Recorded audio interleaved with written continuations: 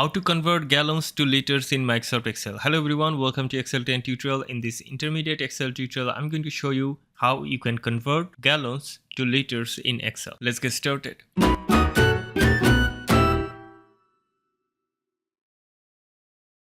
There are two types of gallon. One is imperial gallon that is used in the UK, and we have another calculation for US gallons. Okay, so they are different measurement system. That's why I'm going to show you two different calculation. Okay, we're going to use the convert function for both of them, but the parameters will be different, and let's learn how we can do that. I'm going to write here equal to and then convert.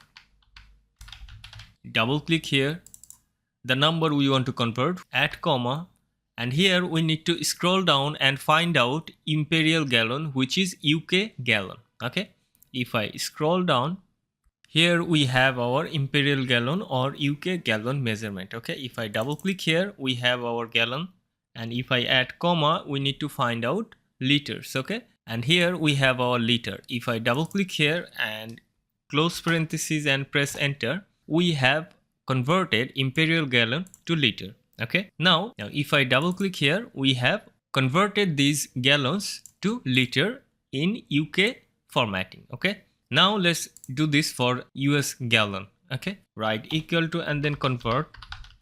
Double click here, this is the number we want to convert from unit. If I scroll down and select gallon, and here we have gallon. If I double click here, this is the US gallon. Our parameter will be ZAL. And if I add comma and select liter, if I close parentheses and press enter, and we have converted gallon to liter in both UK and US format. Okay, if I drag it, we have our conversion ready. This is how you can convert gallons to liters in Excel. This is what I wanted to show you. Thank you. Thanks for watching. See you in the next tutorial. If you can, support the channel through Patreon and don't forget to subscribe. Thank you. Thanks for watching.